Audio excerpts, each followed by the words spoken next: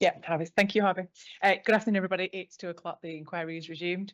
Mr. White, would you like to continue, please? Thank you, Ma'am. And this is the final frontier. Not that I want to sound like Captain Kirk too much, but it's something along those lines. Mr. Tester, could we just retake up the MPPF, please? And I just want to ask you about 116 again, please. This is all in the context of reason refusal 4. We're now finishing on, and you will note 116 is obviously concerned with the allegation or the potential that a residual cumulative impact on the road network following mitigation would be severe. That's correct, yes. Great. So now, can I just, in chief, and again, I took a careful note on this, when you asked directly by my learned friend what your view was, whether there would be a severe impact, you said, I'm unable to conclude on that matter. You said what the evidence of the appellant does not show a true reflection of what will happen on the ground, so unable to draw that conclusion. I did say that, and that's in the context again of the previous modelling and the change to the modelling and the concerns that the council has about whether that's a true reflection of what's going to happen. All right, but let's just, before we look at that, just let me deal with the point. You know that Mr. Dix, and I don't want to take it up, but the inspector's colleague, Mr. Young, and I'm very conscious of the PIBA guidance not to comment on the age, youth, experience or anything about inspectors, so I won't do anything except he supports a very bad football team. I know that about Mr. Young. So all I want to say is we can agree, can't we? Whatever severe impact, the inspector reaches a view on that. He defines that. I think he uses the words the highest test in the MPPF or the most severe, whatever the words are. But we don't need to fall out on that. But can I get your acceptance? And in order to find a conclusion of severe impact, it is obviously a high hurdle to be achieved. Can we agree with that as a matter of approach? Yes, that's what it says, although obviously it depends on the context of each individual site, and I think other decisions have also said that it's an individual consideration. Completely, and we're not going to fall out on that. Well, absolutely. The test can only be valid and applicable in the context of the site under consideration. And as we know, every site, because of the geometry of the road, the baseline traffic, what is proposed requires a subjective application of the test, obviously, to the circumstances before an inquiry. I would accept that, yeah. Now, can we then please also, I mean, there are 3 elements that we need to deal with under this. And I think the first is what the modelling shows. The second is the question of the deflection standards. And the third is the coverage, whether the point about the Western area. If we may just look, could you take up Mr. Dix's proof, please, and go to page 28.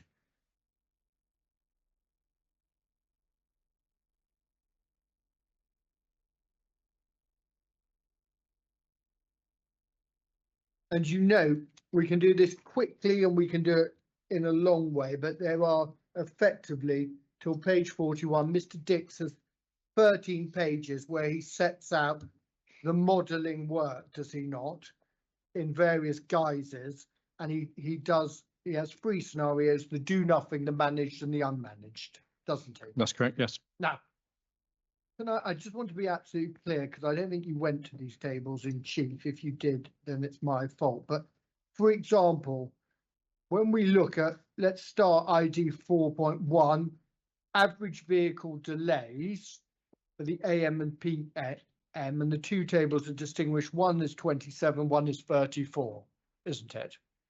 That's what it says, yes. Yeah. Now, in a managed scenario, we see the AM peak. The difference to the do nothing, which is the baseline, is there will be an improvement in the AM peak hour in average vehicle delays to reduction. I imagine, as Mr. Dix says, those are all seconds. So on average, 20 less seconds delays on average in the AM peak. and 6 seconds worse in a managed, and then in the unmanaged, the difference on the do nothing is 15 seconds less delay in the AM peak, 17 seconds more in PM peak. That's what it says. Now, on the basis of what is on in those two tables, and we can do the same exercise in 2034, is it your position? Do you accept the proposition that the average vehicle delays in 2027 and 34, the material that Mr. Dix has got, does not show a severe impact resulting from the proposal either in the managed or the unmanaged situation? Yes, that's what it says, but it's predicated on the fact that the queue that was there in the do nothing disappears. Yeah, okay, we've got that point, but okay, I'm just going to ask you about these tables. Yes. And if that you're right, then we look at latent demand across the model. And I don't think we'll spend time on that, but we'll look at journey times again. I mean, let me just take you through, and we can do this a quick way or a slow way, but I'm going to put it subject to your rider you've just given. If the inspector walks herself through pages 29 to 41, I'm going to put to the proposition the evidence of Mr. Dix, subject to your rider, does not show in any of these tables any queue or delay in journey times which would effectively amount to a severe impact. Do you accept that or not? Yes, Okay, great. subject to my rider. Yes, subject to your rider, completely right. Now, the next point I just want to deal with is the deflection standards. Now, we can agree, as we've done, the existing roundabout does not comply with deflection standards as currently, does it? That's correct. And as I understand it, where your concern remains is effectively the westbound. As you are driving on Little Marlow Road, you pass Little Marlow, hopefully you've stopped in at the Queen's Head or the King's Head. You then, well, hopefully not actually as you're driving.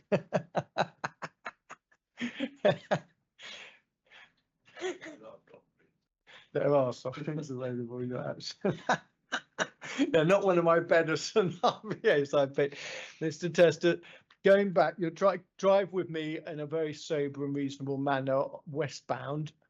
In the post-development world, we obviously have the insertion of a roundabout by the site access. Yes. And the roundabout is a give way roundabout, isn't it? It's not controlled by traffic lights, as I understand it. That's correct, although there's a crossing on one side. But, Yes, but the reality is that most cars will slow down as they hit the roundabout. yes. You then, the distance from leaving that roundabout to the traffic lights on Westport, Mr. Dix tells me 120 metres, give or take. I'd have to check it, but I don't take exception to that. Okay, don't take it. The fact is, vehicles having stopped at the roundabout, gone through the access roundabout, they've got 120 metres of clear visibility before they hit the Westport interchange. Yes. When they hit the Westport interchange, that is the deflection standard of concern, that vehicles effectively can travel round the roundabout faster than they otherwise would, because the deflection doesn't pose an impediment to undertake that manoeuvre, enough impediment. Is that correct? Yes. Now, various points. The first point is the deflection that will be in place post as a result of the changes to that bit of the roundabout. As I understand it, there will be better deflection than there is currently, an improvement. The angle is improved, will be closer to what the standard seats than it is currently. Closer to, yes. Closer to, yes, but the existing, it's not your evidence, the existing deflection level has not caused any accidents that you can directly attribute to that, can it? We've only considered though the last 5 years, I think, both from Mr. Dix's evidence and my evidence. Okay, but on the basis of the past 5 years and your 11 accidents, No. there's not one that you can attribute to the deflection standards currently in situ. No.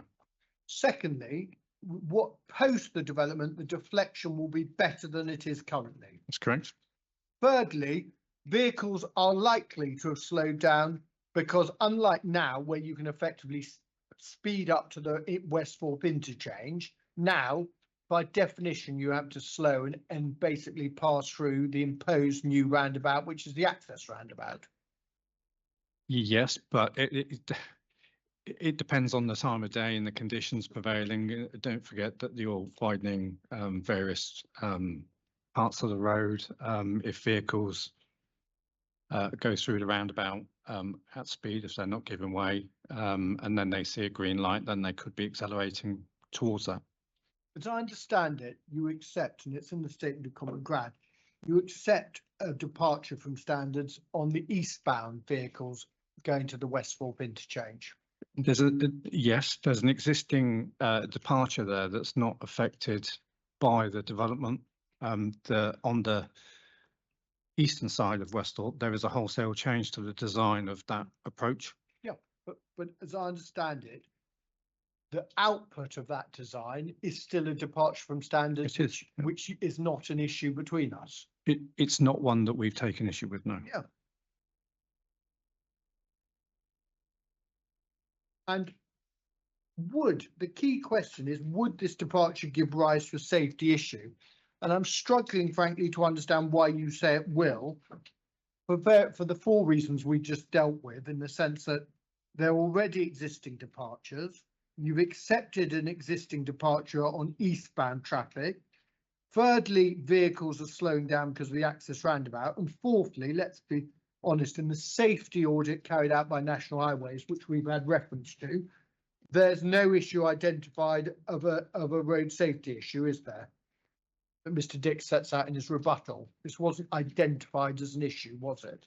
In the road safety audit, there are issues with the need to provide high skid surfacing, high friction surfacing there because of the potential for speed related on the approach, and but because of the potential for reducing loss of control and other types of incidents. So there is an issue identified in the road safety audit, but it says that high speed, high friction surfacing should be provided. Okay, and what's to stop that being provided? If the LHA want that provided, can't it be done? Yes. Yeah. But that doesn't mean to say that that is in itself sufficient to prevent incidents. I maintain that vehicles may, I mean, it's in my evidence, vehicles may accelerate towards a green light. And I know Mr. Dix and the road safety audit recognise that there may be loops on the approach that hold, I think it says in the road safety, that hold the red signal on that approach until a vehicle is approaching to slow people down. But if a following vehicle is also accelerating towards that green light, then it could be doing so at speed. And DMRB CD 116 recognises that the principal objective of a roundabout design is to minimise delay whilst maintaining the safe passage of all road users. On an arm, I mean, without putting too fine a point in it, you accept the deflection standards don't meet standards currently, and using the politest possible phrase, Bucks have done absolutely sweet whatever to deal with that departure currently. The departure is more significant currently.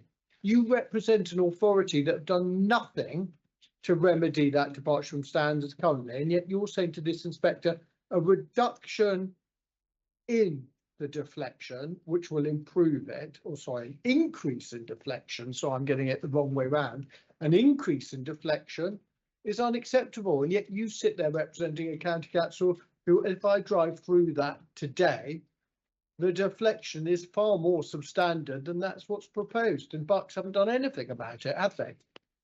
No, Bucks haven't done anything about it, but you are, or the appellant is wholesale redesigning that approach to accommodate the site access roundabout and to do the signalisation of the Westthorpe junction itself. And the development results in up to 487 vehicles in the PM peak using that arm, which otherwise wouldn't have been there. So that's an intensification in use of something that is substandard. Can we then finally please go to page 12 of Mr. Dix's rebuttal? Just bear with me.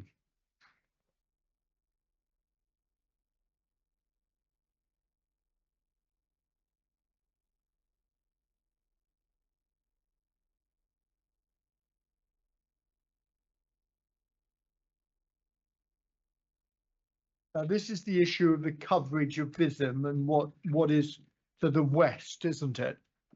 And I just The issue that you seem to have is that potentially in your perfect world, the Visym model would have been extended further west and included additional junctions. Is that correct?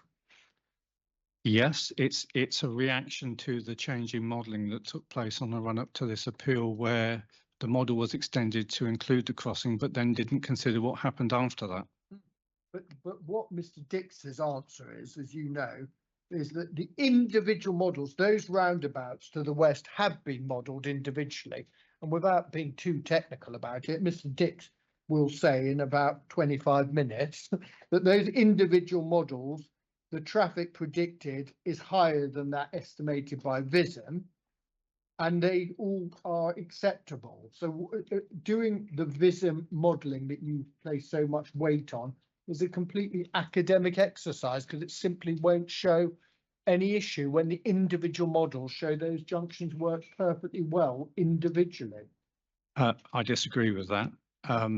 The local highway authority response of the 29th of September 2023 identified queues at the junctions were greater than shown in the capacity assessments.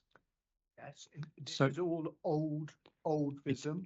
No, this is a standalone junction model, Okay. which showed that on Chapel Street, so the approach, if you were going westbound towards Marlow, had a queue which was in excess of 40 vehicles. And therefore, we maintained through the course of the application that junction should be revalidated. And I think the response we got to that in the various submissions was, because it was already congested, it didn't need to be revalidated. So there was an acceptance that it was already congested. We had an Arcady model, a standalone model that showed that there was no queuing, but we had a traffic survey in 2023 that showed that there was queuing. Simply our concern is you release that traffic from the crossing at Bodmore Lane and it just goes to the back of that other queue. Well, okay, there are 2 points there. So you accept what is missing is on already congested junctions. There's an existing issue on congestion. Absolutely. And this only relates, as I understand it, to your concern to the PMP Cologne. No, AMP. Sorry, AMP, my fault. Absolutely. The AMP Cologne. And you have no positive evidence there is a severe impact. You just contend in the absence of the Visym model going west, there might be. I contend that there is evidence that you've submitted, or the appellant submitted, from the 2023 surveys, which shows that there is a queue there that wasn't properly reported in the Arcady, that there's an acceptance in the STA, amongst other documents, that there was already congestion in that town centre. There's already an acceptance as well in evidence that in congested networks, standalone junction models don't necessarily aren't necessarily the most appropriate thing. There's an acceptance that Visym is appropriate as a tool for modelling link junctions when there's queues, hence why the Visym model was used in the first place. And what we're saying is that simply assuming that traffic goes past the Bodmore Lane crossing and doesn't get interrupted or doesn't have any downstream interruption on a constrained network isn't correct. Can I just ask you, do you accept the proposition that in making a judgment of severe impact, you've got to compare current with proposed? Absolutely. Yeah, and it's relevant that current, on your own evidence, congestion already, and the evidence shows junctions which are frankly struggling to deal with the amount of traffic in the AMP currently.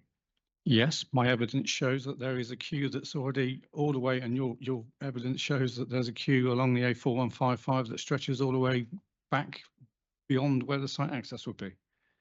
Thank you very much, Mr. Tester. That's my cross-examination. Thank you, Mum. Thank you. Any interested parties objecting would like to ask questions of Mr. Tester? Nope. Okay. Just a couple of questions from me. If the appellant wasn't seeking the model shift that it was, so it was similar to, I don't know, higher than 60%, would you still be raising the concerns that you do raise with the pedestrian and cycling access?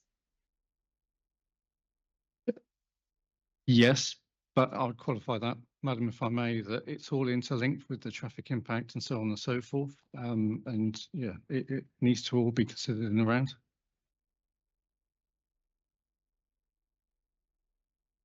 Thank you. And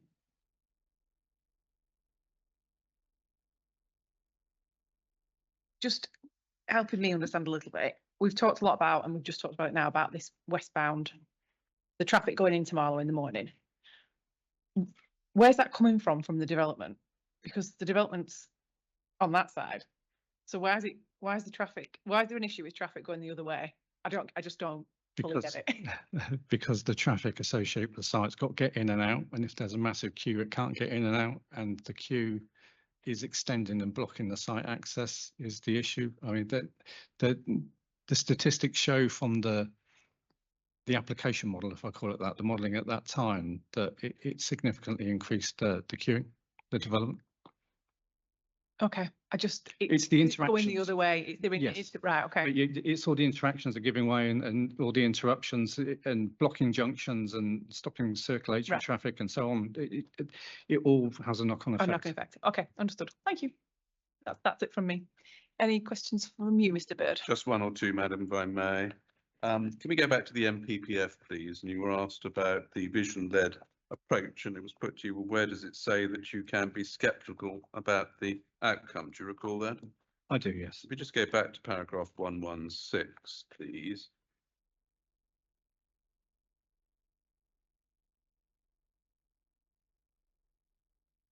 Yes. In terms of future scenarios, what is the advice in the PPG as to what has to be taken into account? In paragraph 116. Yeah. Development should only be prevented, refused on highway grounds, taking into account all future reasonable scenarios. And in terms of the managed scenario, to what extent, in your view, is that reasonable? My view is that the evidence before me is that that isn't necessarily a future reasonable scenario that's achievable, realistic or achievable. And having regard to your concerns about the extent of the VISIM modelled area, to what extent have all reasonable future scenarios been taken into account? I would say that they haven't.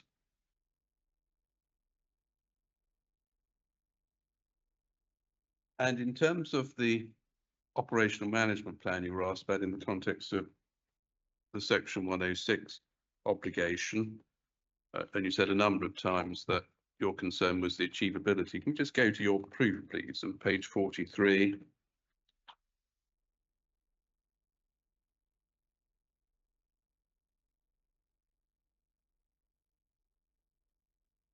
And paragraphs 510 and 511.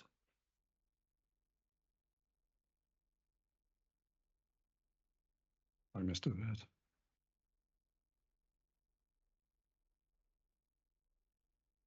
Yes. What are your practical concerns about the ability to control in the way proposed through the 106 travel to the site and the effect on the surrounding road network?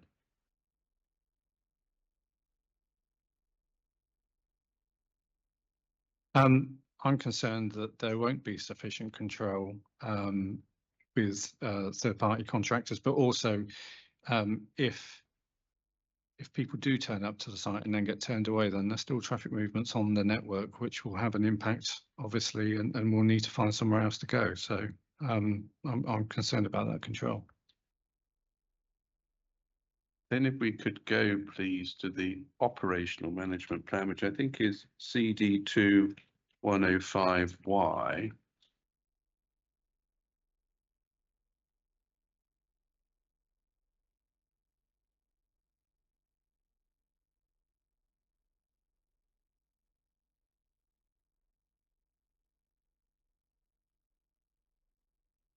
And within that, when you have it, Yes. PDF page 20 and paragraph 410.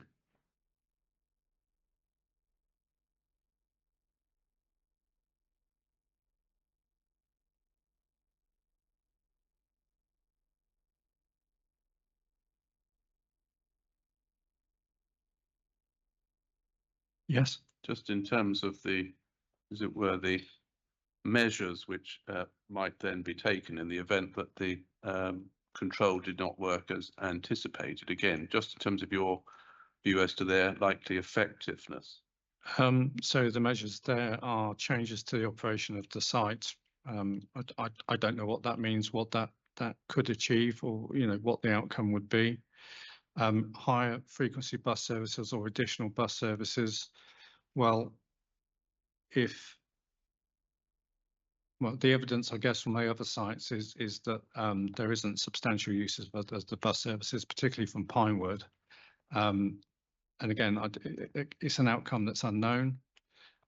Additional improvements for pedestrians and cyclists, well, they are undefined. I don't know what they actually mean or whether they are possible, given that the constraints on the Westhorpe interchange on the approaches to the network and the package already put forward. So I don't know what that would achieve, what it means. Some dedicated car parking for car sharing. Well, again, that might actually increase car movements if those people were in addition to the 60% single occupancy vehicle. That might be more cars on the network rather than less. Good. Then can we go next, please, to the carousel letter, which is in Mr. Dix's appendices. And it's PDF page 179. My recollection is correct.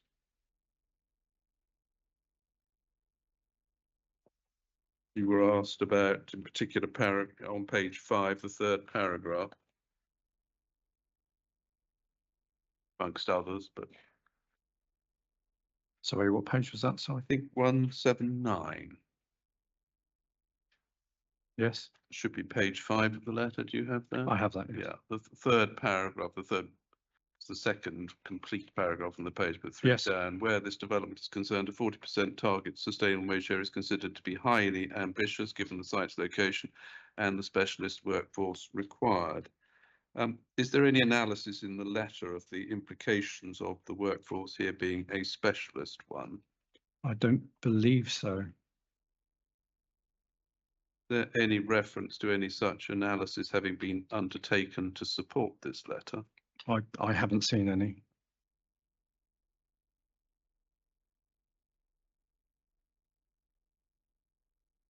Then in terms of the internal site layout issues,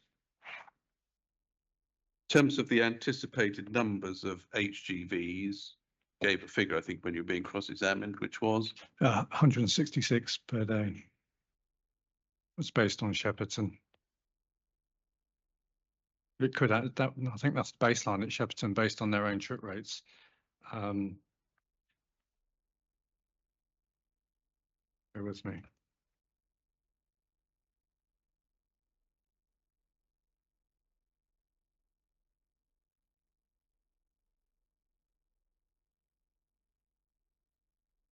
No, so 166 per day. and in your response to questions, you stress the length of the reversing distance of the manoeuvre. Why is that relevant to the issues you raised? Because the longer the vehicle's reversing, the more at risk it is of conflict with somebody. The more complex the manoeuvre is, reversing distances should be minimised. And in terms of that issue, again, the relevance of the interrelationship with other users. Yes, so if there are pedestrians and cyclists stood on the footways, cycleways, carriageway, then they're at risk of conflict with that reversing vehicle more significantly than if it was reversing over a shorter distance. Good. You were then asked about the Pinewood Studios travel report. If we can just take up core document 9/5.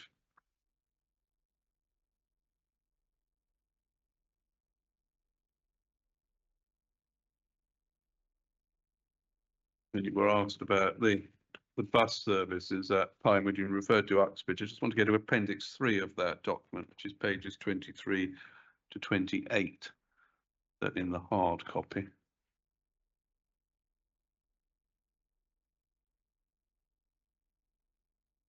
Yes. What is the range of destinations served by the bus service or various bus services at Pinewood? So it does go to Uxbridge, it goes to Slough, and also to Gerald's Cross and West Ruislip.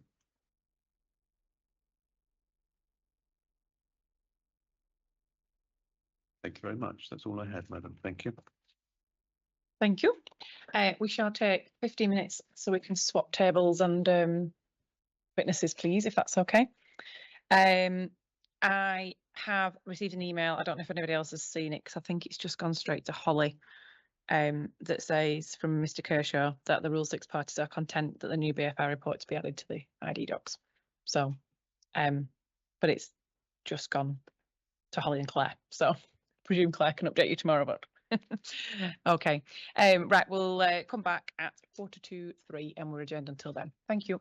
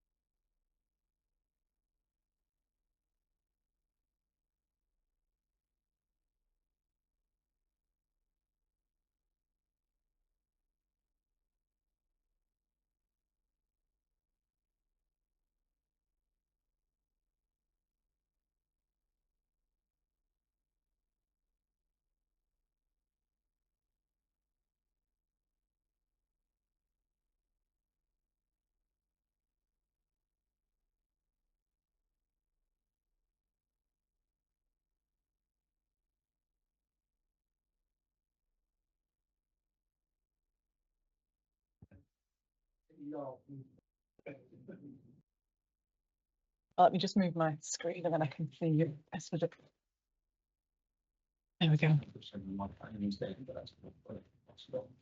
It's all right. I'm hotspotting off mine as well, which is why it keeps coming with me.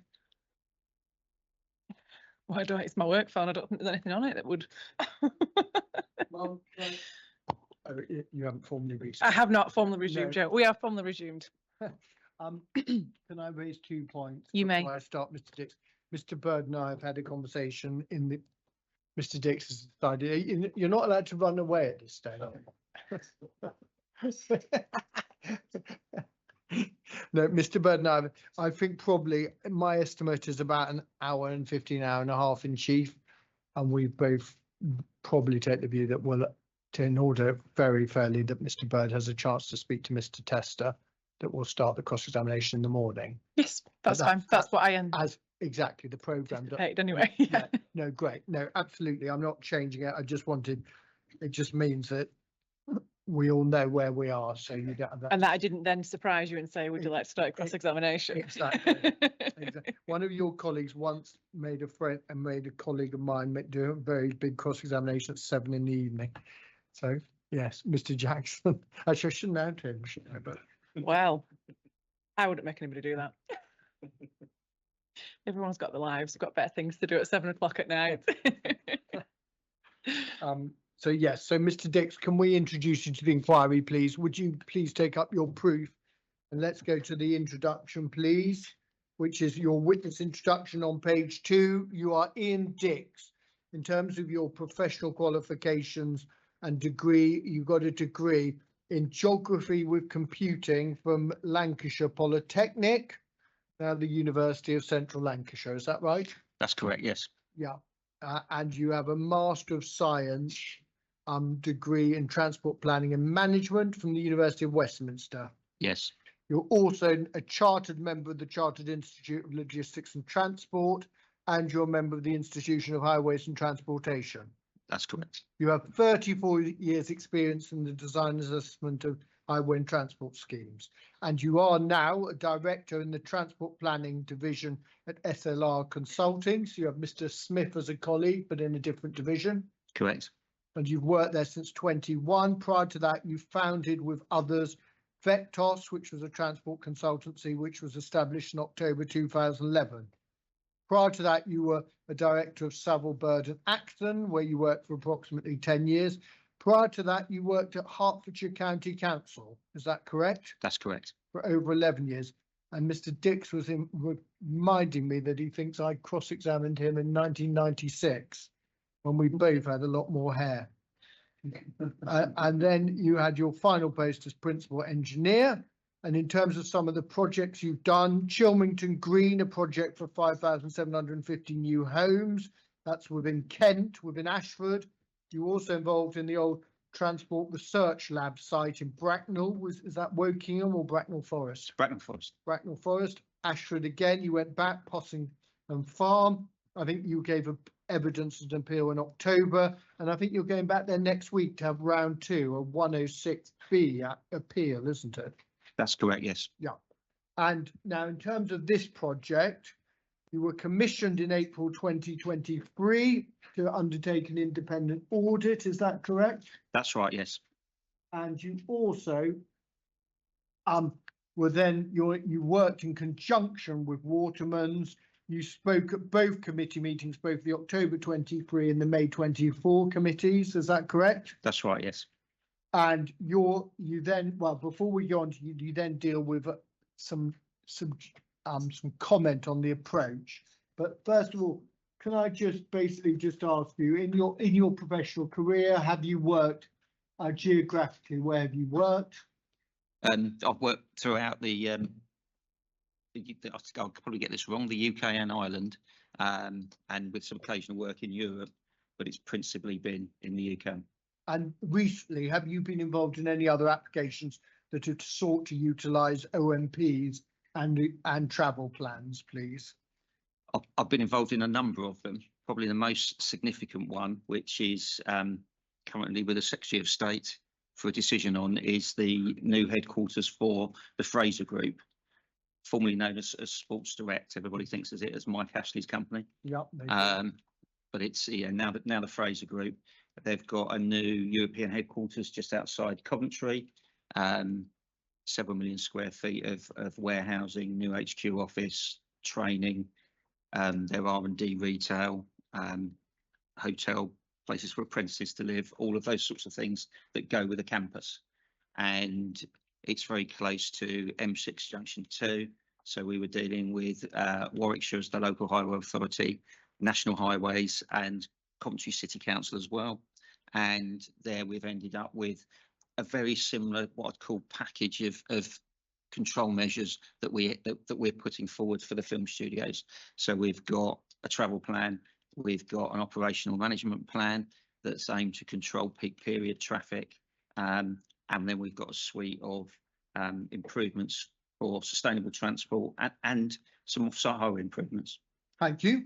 Now, can we then please just ask, can I just ask about your involvement specifically in this matter in the past 2 years, from April 23 to February 25? What have you sought to do and what have you undertaken, frankly? Well, once we were appointed to take the strategic overview, it was our role to lead the discussions with Buckinghamshire and National Highways. Waterman's were still involved in the technical work, and we had people like AECOM doing some of the design work, but we actually led all the discussions. And the specific brief was to actually talk to people to try and overcome the issues that were existing at that time, to find a solution, because the application had been in for some time. There was a little bit of an impasse on transport matters, and we needed to break that and find a way to take the scheme forward. And in the light of those discussions, remember I asked Mr. Tester this morning about his involvement with National Highways. Can you tell us how many times have you had reason to communicate with National Highways, please? Again, I couldn't tell you exactly, but it's numerous times with them and their consultant Sistra, and that ranged on everything from discussions around the VISIM model to the discussions about all the aspects of the scheme, because they did initially have concerns about the wider parts of their network, such as Handy Cross and Bisham's Roundabout. So we worked through a number of issues with them, a number of joint issues, I'd say, with them and Buckinghamshire.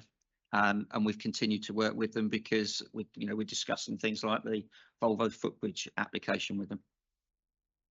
Thank you. Right. Can we also then deal with, you've heard the debate we've had today about the site. Before we look at the proposal, can I just ask you about your general views on the site and its sustainability or not? What's your overall view at the current position, please?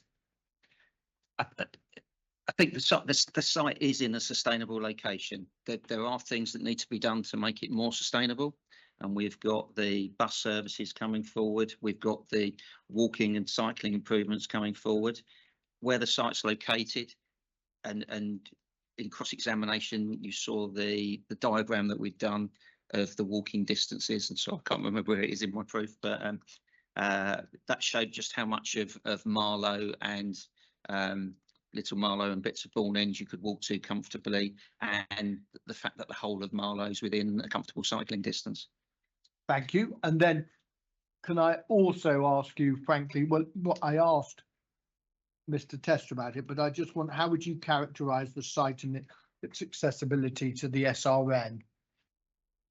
I mean, see if you could do the exercise that Mr. Tester needed the help of Google. What do you say? How long would you estimate it would take you to go to the M4, the M40? I don't think the time estimates were too far off. They can be a bit quicker depending on what the time of the day.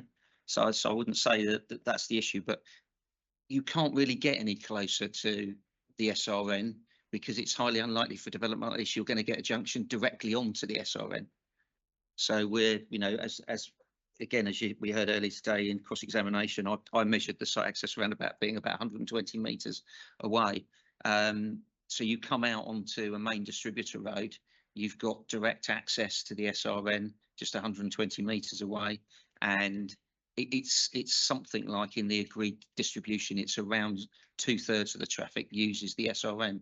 So you're dealing with the traffic straight away and getting it onto the highest class of road that you can. And then the A4155 is a main distributor road.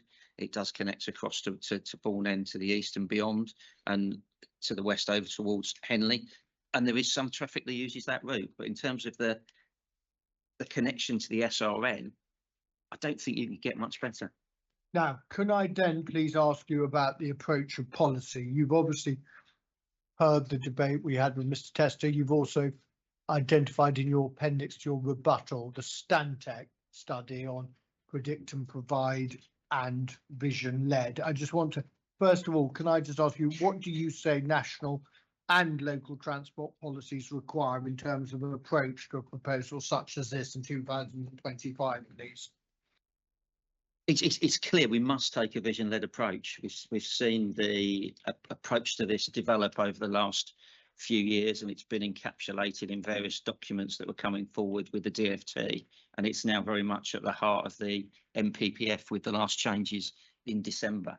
So setting your vision first rather than doing an old-fashioned predict and provide approach is very much the way to go, and that's how to manage the traffic impacts. There aren't many places that we go in the country where there isn't some peak period congestion that we have to deal with. And it's about how do you deal with the transport demands rather than looking for road improvements to build your way out of things. You can't build yourself out of all the road improvements. There does need to be a change. And that's what the vision-led approach does. Now, before we, in terms of the vision-led approach also, to what extent in your judgment has the approach changed from the earlier iterations of the MPPF to the current position? Is there an added emphasis or a reduced emphasis to the vision-led approach in your view, please? I think the emphasis has come through more and more, and I think it was coming through some of the DFT guidance. I think circular 1 of 22 was sorry, 1 of 20 was the first place we really started to see it come through, and we've seen the approach of national highways change. It was only 18 months ago I put an application in and was asked for revisions up front, which is one of the first times we've had that. And I think things have moved on rapidly now to actually set your vision clearly up front. And it's all about how you're going to deal with your transport demand, because there is a transport demand that we still need to work out, but then it's how you deal with that. Then let's deal with the severe impact point. We obviously had you had the pleasure in the October appeal decision. We obviously had Mr. Young considered severe impact. I imagine the county council were contending there was a severe impact, and you were saying there wasn't. Was that the battleground or not, Mr. Dix? That's correct, yes. Yeah. And in the light of what Mr. Young's view, and also tell the inspector, well, what do you think amounts to severe impact in accordance with policy? What's your view from your technical professional expertise, please? Well, it does vary from site to site. I think that's the first thing to change, but it is a high bar, and excuse me, there's no magic number for this. I haven't seen a magic number come through, but I think it's thinking about how the network operates now and how it would change. And it's more needs to be viewed over a distance as well, rather than individual junctions. So increasingly, we're looking at journey times along roads that go a certain length. You know, we've had one of my colleagues had an appeal in Lancashire where I think there was an increase in the peak period journey time over a length of about 4 minutes, and the inspector decided there in that circumstance it wasn't severe. So there's lots of different examples coming through, but I think the bar is a lot higher. We're certainly not in the old-fashioned predict and provide nil detriment, for want of a better way of putting it, of trying to return the highway network back to where it was. And also, lastly, on national policy, do you remember the debate I had with Mr. Tester about sustainability and this point of where the threshold is? And just so I don't misquote the reason of refusal, this issue, what do you say about the contention about adequacy of provision? In your judgment, is that an appropriate test in policy or not for judging sustainability of a site and the opportunities to travel have been taken up or not? Well, I think obviously you have got to set a realistic and achievable target, because there's got to be some certainty you can achieve that target. But the way with modal split and splitting it between non-car use or single occupancy vehicles, in particular, there are different ways that can be achieved. So you can look at different combinations of how you do things, because I think that's how you're going to generate and look at the vision, because different circumstances at different sites may lead, for example, more bus use than walking and cycling, more car sharing. They tend to be the main three aspects of this that you can work on. So you can actually achieve a vision in a lot of different ways. And it is important, obviously, with the validate side of the vision, that when you have set a vision, and it should be ambitious, that you've got the mechanisms in place to monitor, to validate that vision. I was going to say the word monitor, but to validate the vision as it is now. So you know that you're achieving that vision. Thank you.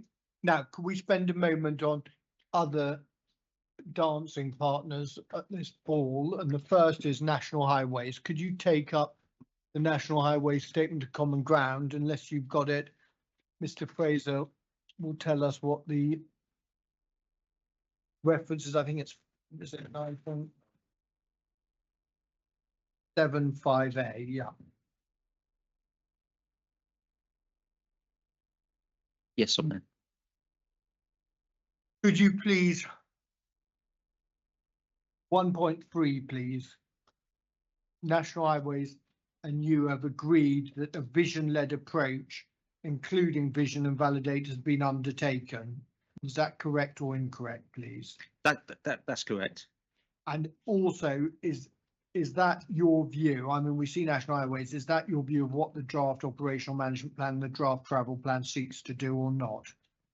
It is. Those are the two key documents as I see them in setting out that vision, and also setting out how the vision will be validated.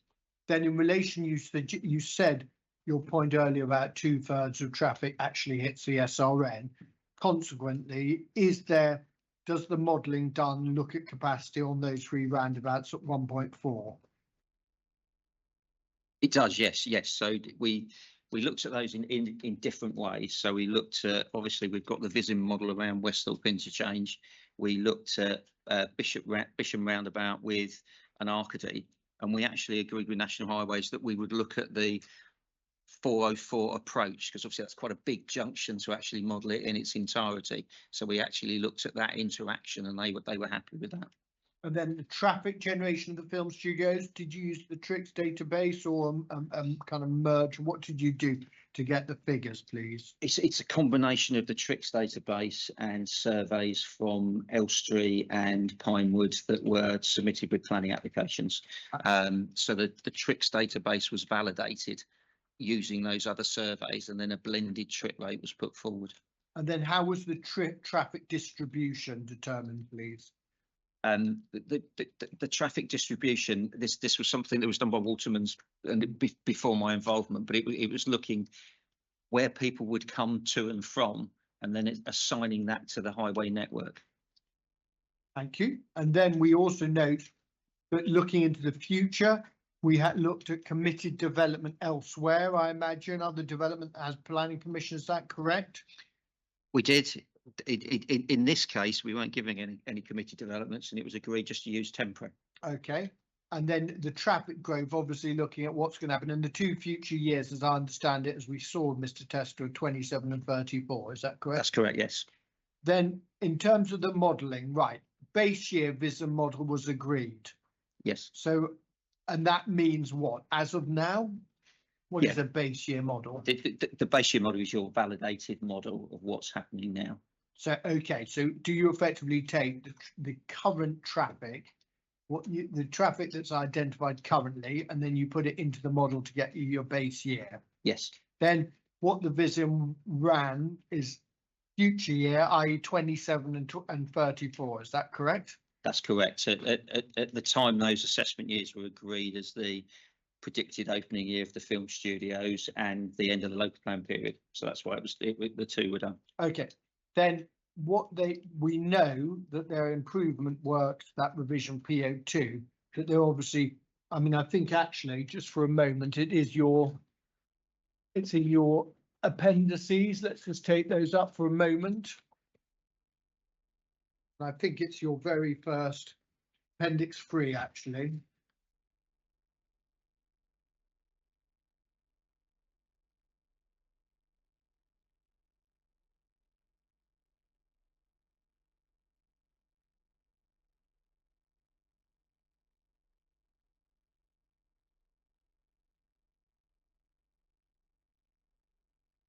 Yes, on there. And I hope if the system's working, this shows the Westthorpe interchange with the junction improvements proposed. Is that correct? That's correct, yes. So let's just walk the inspector through. Mum, do you mind if we just spend a couple of minutes on this just to absolutely clarify what is, let's start in the east. So we can see in the east just the roundabout access, which actually, let's just go back one to ID2 because we can just see the proposed site access, but there's going to be a 4-arm roundabout at the start of the site. Is that correct? Yes, there's a 4-arm roundabout with a controlled crossing on the eastern approach. Yeah, Mr. Tester made reference to that. Yes, Both on the eastern approach, and that effectively would have toucans, would it? yes, So we can see the 2 toucans, and you'd have a middle crossing, so you'd need 2 toucans to cross in a north-south direction. Is that correct? that's right, yeah. So we've got that. Then we've got the 4-arm roundabout. Then on Westthorpe, what you're doing effectively, you're changing.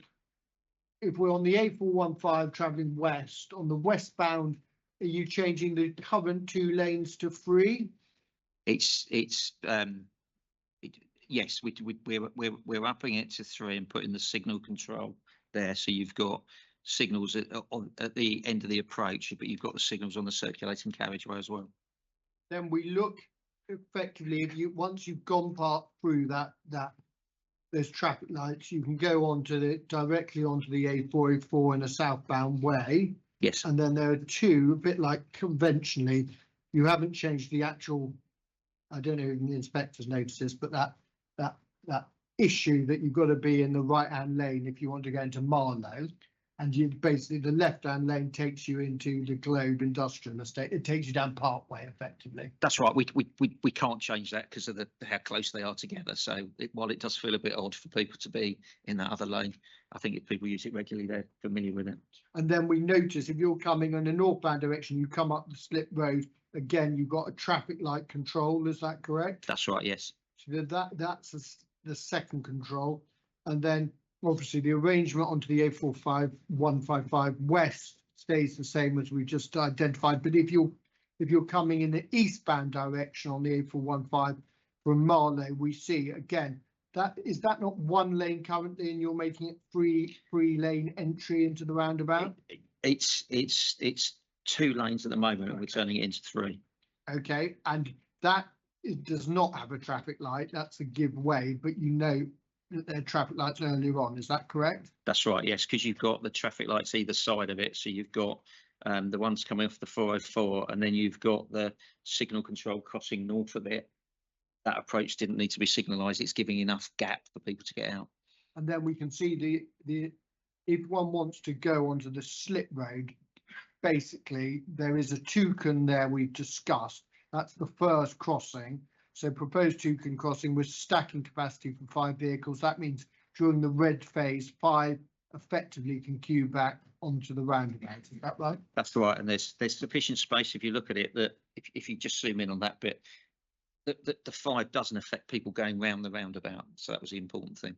So then we come round clockwise. We're now at midnight, and you can see the pedestrian cycle route we've heard about. And looking at the identification of the arrow, the aim is to increase that to 3 meters Yes. from currently. I need to ask me that off the top of my head. I think the width at the moment is 3 meters, but it's 3 meters just from the parapet to the high level curbs. So whereas we're increasing that to 3 meters, but we're looking to put separation into the parapet of 0.5 meter, and then we've got some separation to the carriageway. Yeah, you say that 200 millimeters Yeah. allowance for the curb upstand. And we're achieving that because we're actually, want of a better word, we're pinching some of the traffic lanes you go across there because you can. and we're narrowing that down. I think we talked about that when we were on site, didn't we? That and that's how you achieve the extra width there, and then we make the parapet the appropriate height. So that parapet appropriate height is deemed to be 1.5 metres. That's right. Yeah. That's, God forbid, to stop anyone going over effectively. Yes. Is the existing 1 metre? Yeah, the existing is, I think it's about a metre. Yes. And then we noticed carrying on round, we then got the second toucan crossing, which deals with those coming off southbound onto the up the slip. Yes. And then we noticed you've also got a widened existing shared use facility. So if you're cycling or pedestrian, as you go round and basically go in an eastbound direction on the A4155, will the pavement be wider there or not? It'll be wider there where we can widen it. There's the verge at the moment, and this is where we saw that overrunning. So we're putting a better curb, protect that, and that allows us to put an increased width in. Okay, then going back to the agreed statement. So in relation to the national highways, their view is it sufficiently mitigates the impacts of traffic associated with the film studios at the Westthorpe interchange. Let me just ask that in practical terms. From the VISIM modelling you carried out, does it show in 27 and 34 that the interchange operates satisfactorily in terms of its vehicle quantum and capacity? It does, yes. It shows in particular, and I think it came up in cross-examination. One of the key things is if you don't do anything at the interchange, you're going to worsen that existing problem with the queuing potentially going back onto the A404, and that's predicted to happen in any event, just with normal traffic growth, because it does happen occasionally now. And the reason for that being an issue, I think it's quite obvious. You've got stationary traffic when you've got approaching traffic coming at it about 70 miles an hour on a derestricted road. So that's the issue with that. It addresses that. I potentially a mile away think I want to come off at Marlow. I want to go into Marlow High Street. If you want to turn left onto the, well, not turn, but indicate left, go up the off slip. Sometimes the traffic backs up. Currently does it on the main carriageway or not? It gets back to that, yes, but in the future, obviously, it would back onto the main carriageway. So then let's go back to this. So let's see at 1.10, the preliminary design of the improvement scheme is agreed in principle, subject to confirmation that the scheme is acceptable to Bucks Council. Yes. Is that, well, I suppose that, is that subject to Mr. Tester's concerns for things like the pedestrian and cycling provision? It was from National Highways point of view, and it's in the later things that we've had. When you say later things, do you mean the later paragraphs in the statement of common ground? Sorry, and the National Highways commission the safety audit because it's their network, but because the roundabout itself is Buckinghamshire's. To get to the stage of having an agreed designer's response, we need both parties to come to the table. And that's where it's stopped. Thank you. So then we go on, the 2 departures from design standards on the SRN have been approved in principle. Just for the inspector, I'm sure she's got the sense of this, just to identify what those departures are. They're entry path curvature departures, the same as we've been discussing, but they're on the A404 off slips. National Highways have got a very well structured process for going through for considering departures, because departures aren't unusual on historical roundabouts. As we all know, design change. So they've got a system for doing it, and we've gone as far at this stage, which is the appropriate thing, to get an approval in principle. So they're happy with it, with those departures. Then at 112 we've got the missing knot, and it's about the safety audit. So National Highways undertook or commissioned someone to do a road safety audit, did they? That's correct, yes. And the designer's recommendations cannot be completed. It requires the agreement of BC, but there are no outstanding matters that affect the SRN. Yes. And then we go, the implementation of the improvement scheme with the draft OMP and the draft travel plan would mean there are no adverse safety implications arising from the traffic. And then the agreed modelling identified without mitigation, there'd be an increased risk of queuing on the A404 off slip roads. Is that the agreed modelling? Is that in a no scheme world, basically? The problem on the 404 slip roads would be in a no scheme world. That's what I mean. Yeah. So with no interventional change to to Westthorpe interchange, will the risk of queuing decrease or increase on the A404? It'll increase. So Then we see the proposed improvement schemes would mitigate this significant road safety risk by enabling the effective management. Well, let's just talk about it. How does one manage the queuing on the A404 in the scheme world, please? I mean, like with any traffic signals, obviously, while it's an intelligent system, you can give This different is the roads. MOVA system, isn't I was going to come to that. it? There you go. Yeah, any I do listen sometimes, Mr. Dick. any traffic control. So yeah, any traffic control system, even before we get to mover. I know some people pronounce it mover, but it's mover. You can see we've worked together too often. Any traffic control system can give priorities to certain roads. So where you've got a road coming off like that, where you've got a safety problem, you'd obviously give that more time. And what the traffic signals do, they give you control to manage the traffic. Adding mover to it actually gives it, it makes the system more intelligent, that it can react to variations in what's happening in the day. So, for example, the easiest way to describe it is whereas you've had loops on the approaches to signals, with mover you have loops on the exit. So it's more intelligent to know the flow, and as the flow's changing, because of course you don't want to set traffic system all day, because you've got to recognise that things change through the day. Then we notice they then say, do you see walking, cycling? Just Go on. Sorry, Mr. White, just before we go there, I think it's important to note, even at Westthorpe interchange and in other things, national highways are relying on the operational management plan and the travel plan. I know it was said they weren't, but they are in all the discussions we've had with them, and they've had that all the way through in their responses. There's been various responses that they've made. It's why they want the travel plan, sorry, both the travel plan and the operational management plan conditioned, because they are relying on them. Well, we were going to come on to that. Then the walking, cycling, let me see at 116. To date, there are no road safety concerns with the proposed pedestrian and cycling improvements at Westthorpe interchange.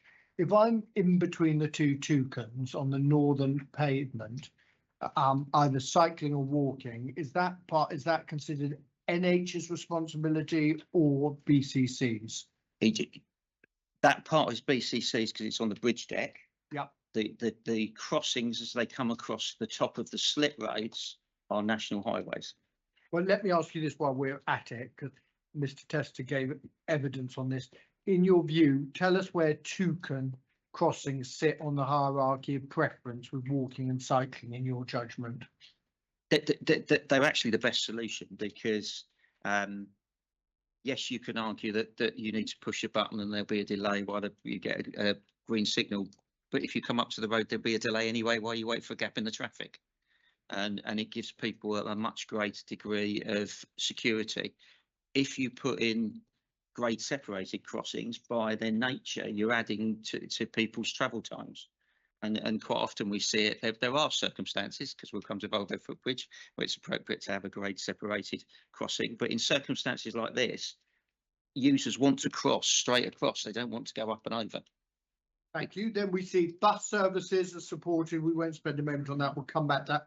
And then the travel plan prepared by Waterman and dated April 24 is agreed in principle, including the proposed measures. Yes. To what extent, Mr. Dix, did National Highways look at the travel plan, please, if at all?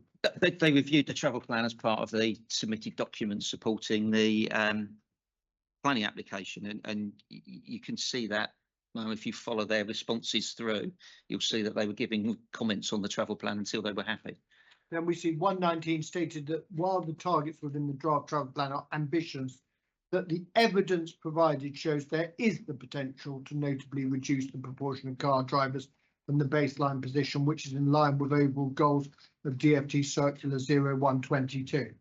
So let me just ask you, Mr. Dix, to what extent did National Highways believe that there was a possibility or not of changing the modal shares?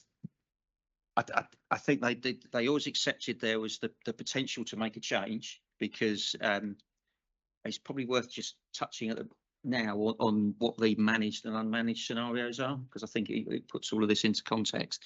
The unmanaged scenario is actually a predict and provide scenario. The way I'm not sure, Mum, if you were clear of how the trip rates have been worked out, but do tell me if you were, or shall I try and? Yeah, they're person trip rates taken from the other studios, so that is transport demand by all modes. And then the way we've worked out the demand from Marlow Film Studios is to apply a modal split to that.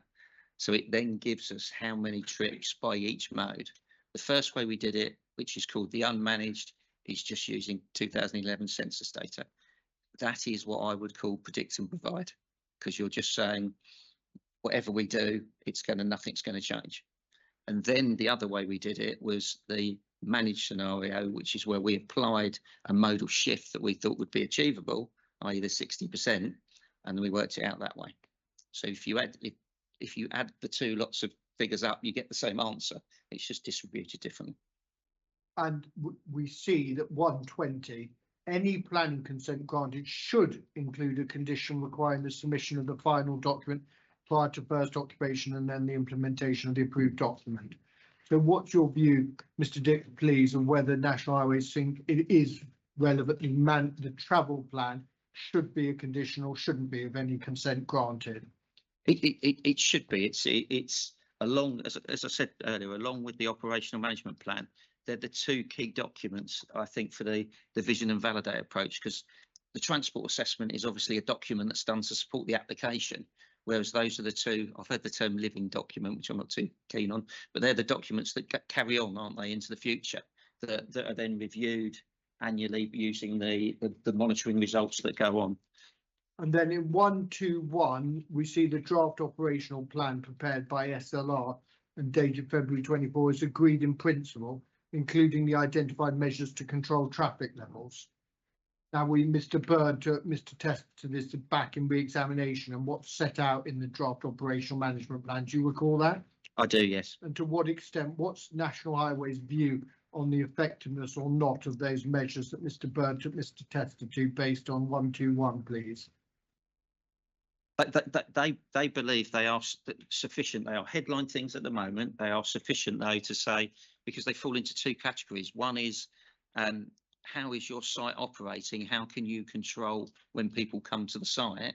And the other part of it is then how can you encourage people not to drive? And it's probably worth saying with operational management plans where they really come into their own and where they work, and I've got a lot of experience for different land uses. So if I said, just stepping away from film studios for a moment, operational management plans for large logistics buildings where you've got set shift patterns work very well. And I've got a lot of experience of those where they've been running for 2-3 years with monitoring with no real issues. We've got, you know, I was involved in a very large Amazon warehouse, which is right by Dartford Crossing. And I think everybody knows the problems Dartford Crossing experience is, and that's been running and been monitored. A film studio is not different from that in terms of when people tend to arrive, because they arrive before and leave after the traditional traffic peaks. And we've heard from Sam Waite, he was explaining about how people get their schedule and they get their call sheets. But my understanding is filming is generally a long day, and you know you have to be there for the health and safety briefing, so you have to get there early to be for that if you're involved in the filming that day.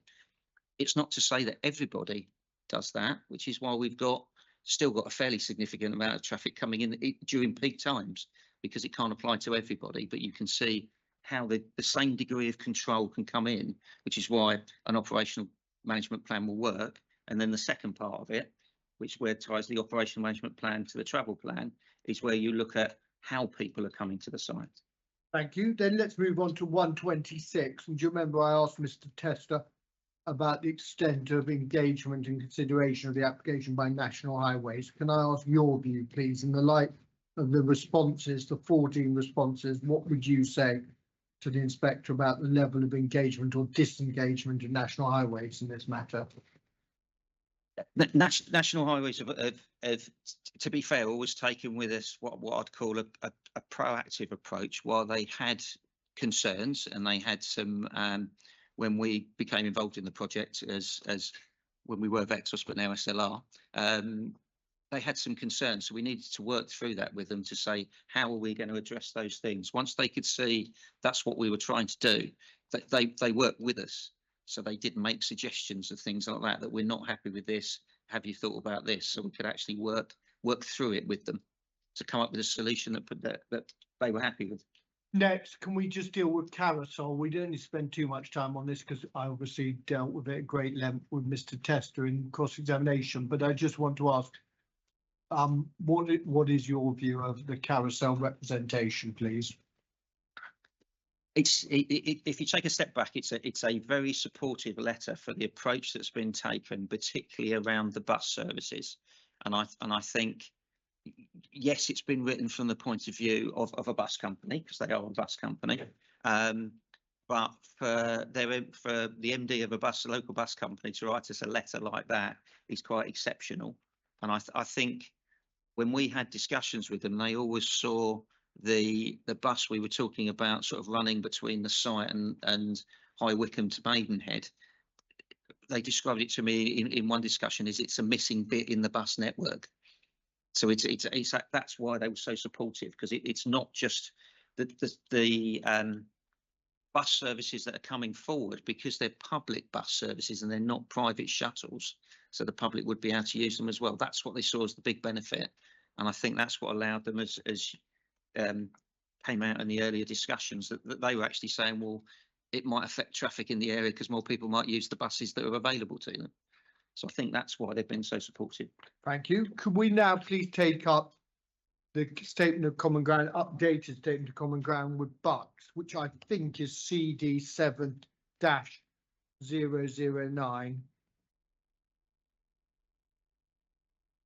Mr. Fraser or Mr. Birds is across the.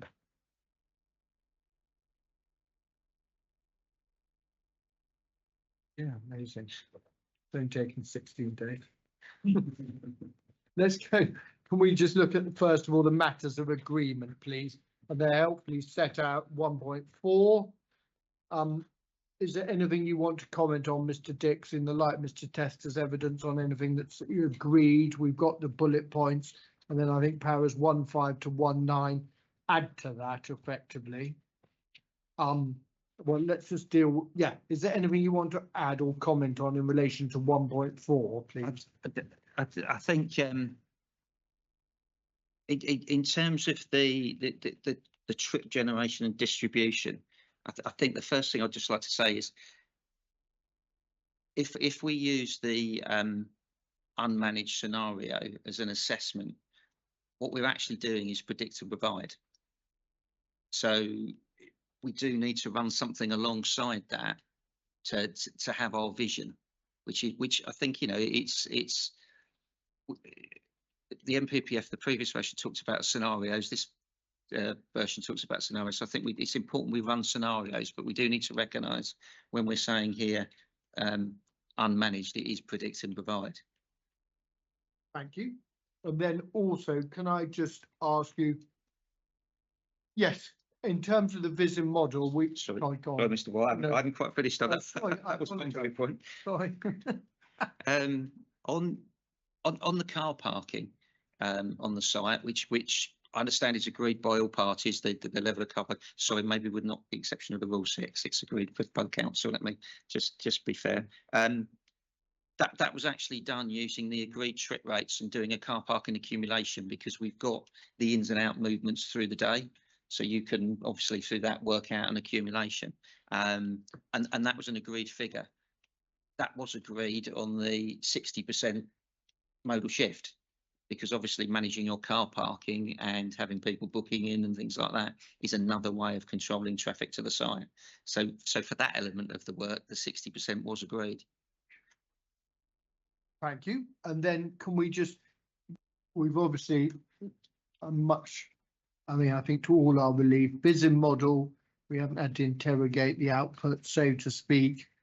We've got the highway implications agreed, and then we see that the issue is the A4155 and to the west. And you obviously had Mr. Tester's evidence on this.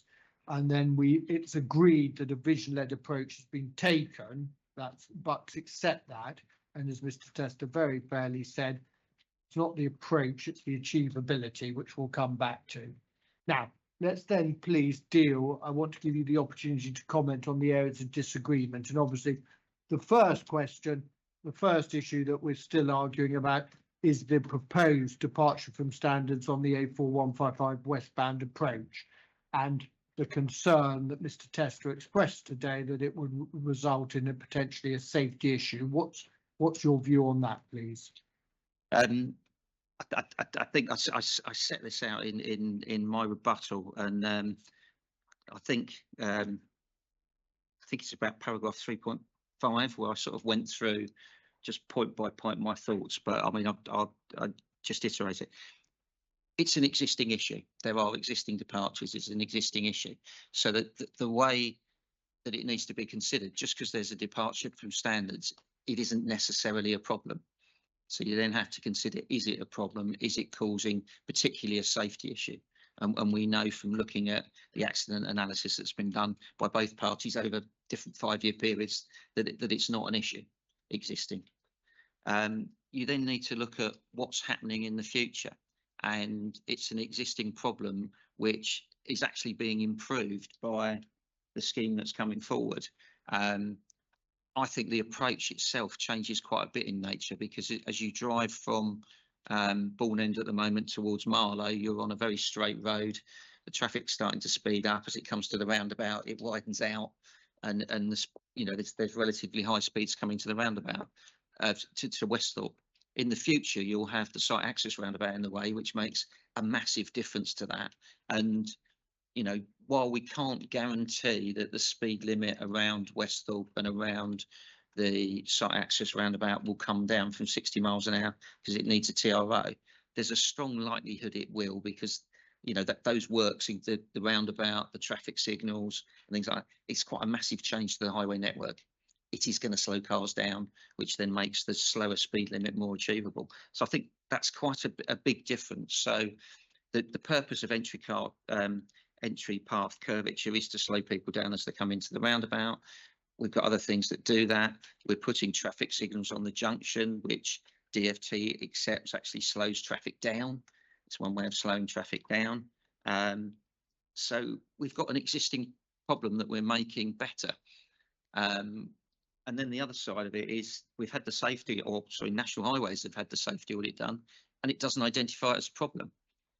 We've heard that from Mr. Tester that there's a need for high friction anti-skid surfacing on the approach to the roundabout. You're going to get that as a requirement because it's a 60-mile-an-hour road at the moment. That's a standard requirement for any signalised junction on a road of that. You'd always put anti-skid in. So that's not to do with the fact the entry path curvature is a problem. It's going to be a standard requirement. It's not something that the appellant had we had any issue with, because it's something we would expect. So I'd liken this to the departures we've got with National Highways, the other departure we've got with Buckinghamshire, where I'd be saying it's an existing departure. Is it a problem? No. Are we making it better? Yes. Thank you. Right, let's go then to the second area of disagreement, which is kind of probably the most substantive debate between the parties, and that is the most substantial, not substantive, substantial, whether there will be a 60% modal shift can be achieved, and whether that the effectiveness of measures in the travel plan effectively can assist or not. So let me first of all ask you, can we deal with this point, whether the 60% really is an obtainable target or not? What's your judgment on that, please, Mr. Dix? Well, my judgment's clear, because we were brought in to give an independent review, and the 60% had been suggested, and we never recommended it to be changed, because we looked at the information behind it. We looked at our own experience, not just with film studios, with other types of developments as well, of what can be achieved with the modal shift. And there's quite a few examples within the travel plan that we gave of what's been achieved elsewhere. That's why we thought it's achievable. Yes, it is ambitious, but with a scheme of this nature and size, it's quite right, it's ambitious, because you've got the chance here to be ambitious.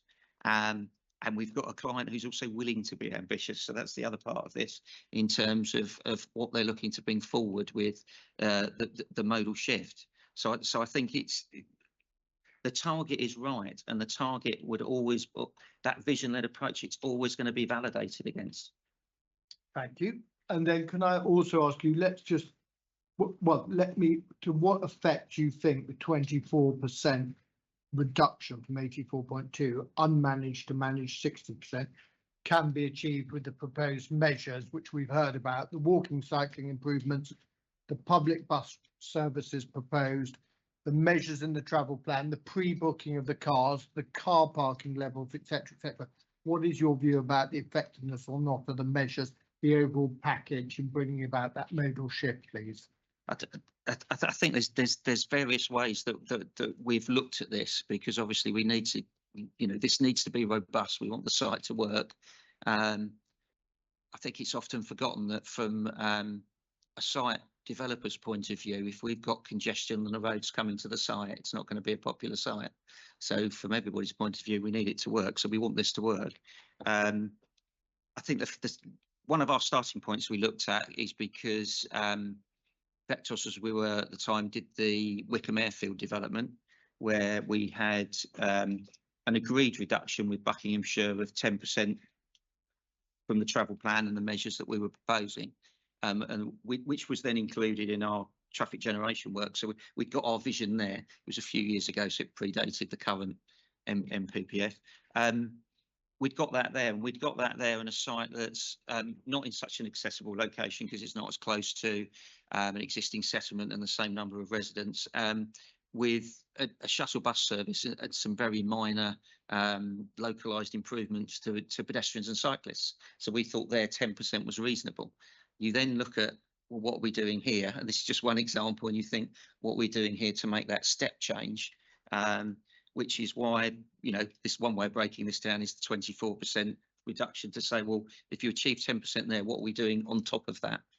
And particularly the bus services we've got, on the level of enhancement we've got there is far above what was done for Wickham Airfield, and also the scale of the pedestrian and cycle improvements, and also the residents who could use that if they were working at the site. The sort of catchment area for that is a lot higher, and the connections we've got across towards Maidenhead and the Elizabeth line and things like that, which is obviously been a dramatic improvement for getting not just across London, but east west either side around London. So I think that was one way we looked at it, and then other ways we looked at it was we did look through some of the other examples, and I think there's been some discussion of them. Well, wait, before you deal with the other examples, I do want to just ask you this. I asked Mr. Tester, and he didn't have evidence, understandably, and he didn't express a view, but I want to ask you, the 84.1%, we know that's based on the 2011 census data. Yes. Between 2011 and 2025, have you worked in transport planning or not? Yes, a bit like a life sentence, but yes. Can I just ask, what's your view on that? What do you think, if anything, has anything happened or nothing's happened in the past 14 years in terms of modal split, in your experience? I think, like anything, we see changes, because we see people's changes in attitude, and I think there was already a change coming through, that people had got more health conscious before the pandemic, and the pandemic then amplified that. So, for example, we see people sometimes that they're prepared to walk further to their train station. They're not getting the bus, or they're actually walking one stop further if they can and getting on. But particularly people who working in London, that they if they've got a tube stop, they go to the next one, or they walk for a bit, because there's their physical health, but there's also the mental health side of it. I can't think of a better way than clearing your head after work sometimes, which everybody needs, and that sort of thing is affected people's travel patterns. We've seen over that time, for example, there was pre-pandemic, there was quite a decline in the use of golf courses. We were seeing them coming forward for redevelopment for housing, because people weren't prepared to invest that much time in playing golf because they were cycling and things like that at the weekend. So we'd seen a change. So I think those sorts of trends we've seen coming through, and I think the generation certainly behind me, I see it just anecdotally with my children, their attitudes to travel are different. Can I then please move on to the Mr. Tester's fundamental proposition is that there are other examples that he parades in his evidence show how ambitious the 60% is. I just want to give you an opportunity. You've done this in your rebuttal, but could you just summarise your views, please, on Elstree, Leavesden, Shepperton, Pinewood, as to whether they assist or do not assist the inspector on this point, please? The information from the 2022 Pinewood survey, to me, it's not statistically valid. It's got too small a survey sample. There's a couple of places in the report where you read it and they actually themselves say we've still seen the effects of COVID and things like that. And one of the effects of COVID was bus use dropped quite dramatically. And it didn't all go over to walking, cycling. People started to drive a bit more because of that fear of infection and things like that. And it's taken time to get that back, which it is coming back now. It's one of the reasons the government introduced the capped fare scheme, the single bus fare scheme that they've upped but continued, and that was to try and get people back on the bus services. So Pinewood, I didn't really see it as any use at all. The Elstree is on the end of Borehamwood High Street, and I know it reasonably well because I started my career in Hertfordshire.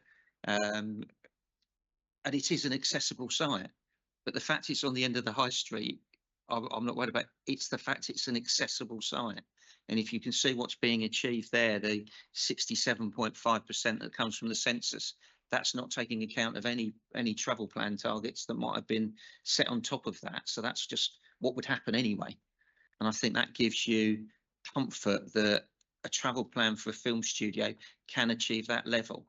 And I think the other thing about travel plans is they do apply to everybody who comes to the site. We're not talking about just permanent staff. And the way the travel plan for Marlow Film Studios would be, it would apply to everybody coming to the site. And just to give you an example, and again, it's nothing to do with film studios.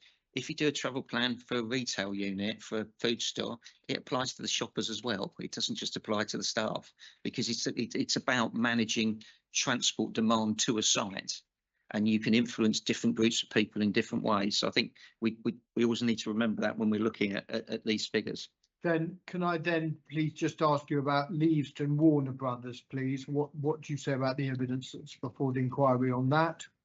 I think Warner Brothers, the first application for Leavesden Aerodromes, it was then, was back when I was still at Hertfordshire County Council, so it was some time ago, and one of my colleagues was dealing with it when it came through. So I've been aware of that scheme for some time, and I think you've seen a modal shift coming through, and I think it's well, I'm very welcoming of it, that we've seen that the LPA have agreed a target of 62% for SOVs, which I think is, I obviously think that's the right approach to do, and it's good to see there's an enlightened highway authority who've done that, and I know that's got the same monitoring requirements with it to make sure that's being achieved.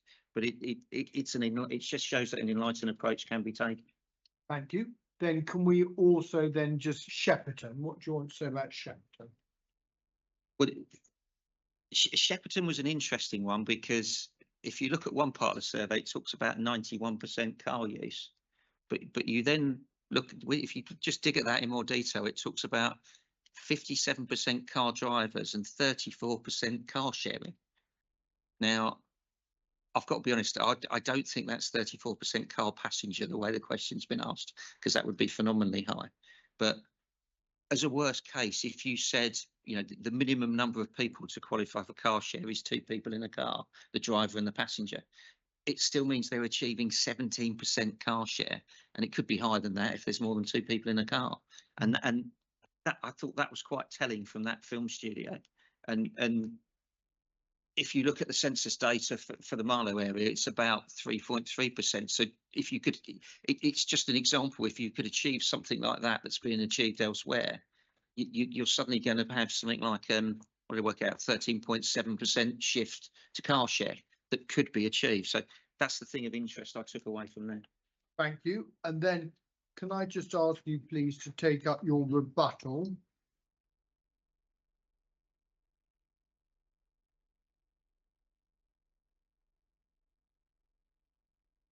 Yeah, and could you go to page 22 of your rebuttal, please?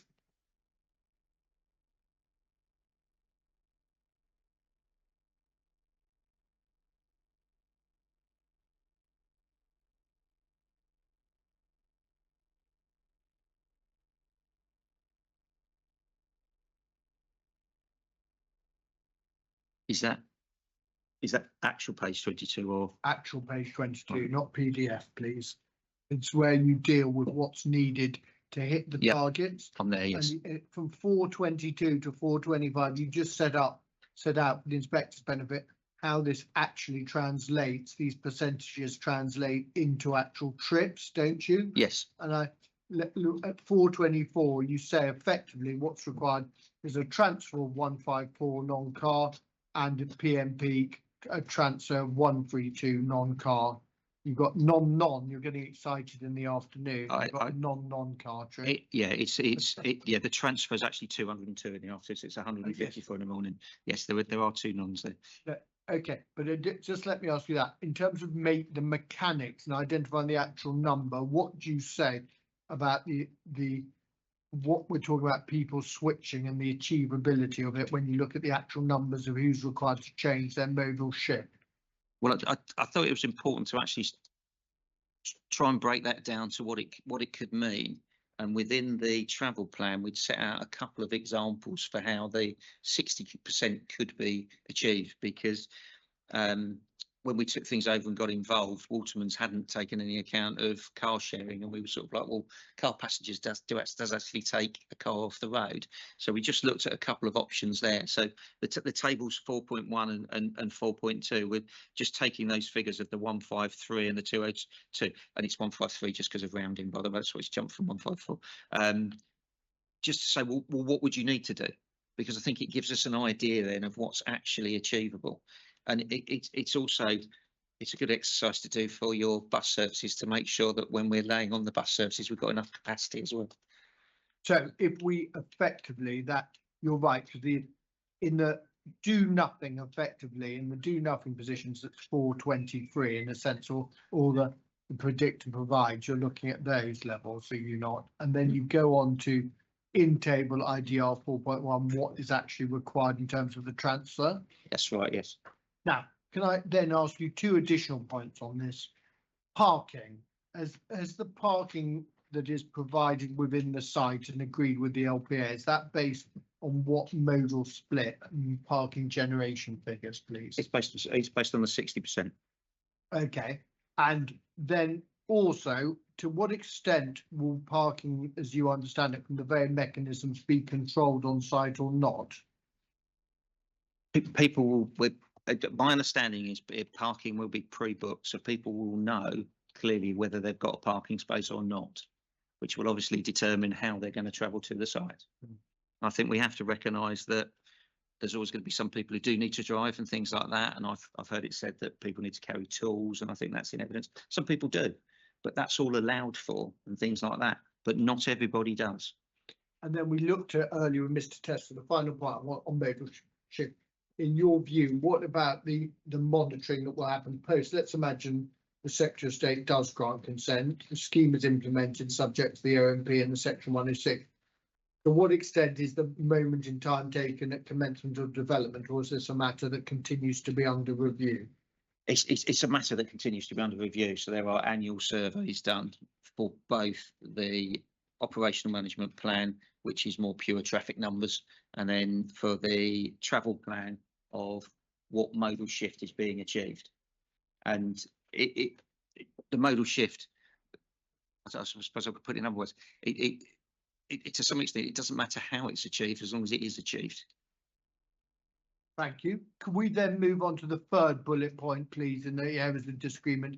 And this is whether there be a severe cumulative residual impact. Effectively, this is another reason of refusal 4.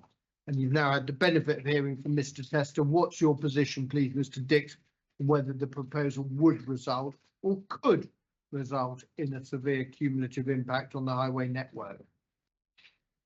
Well, I think the only evidence in front of the inquiry is really the latest modelling.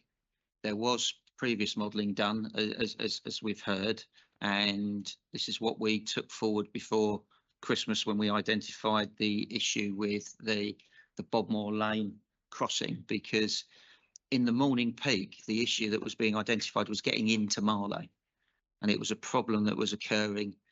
It does vary each day from about 8:20 till 9 o'clock. We were seeing it occurring. So we spent time on site working out why it was happening, and that's when we saw the use of the crossing on Bobmore Lane, which I'll have to say again, man, was nothing like when we were there because it was so quiet.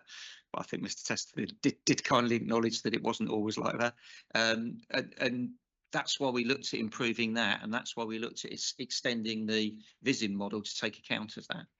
And yes, it does have quite an impact, because making that a controlled crossing, one, it does make it safer for the kids to cross it, but it also platoons them together, so it helps the traffic come through, and it will smooth the traffic out coming through there.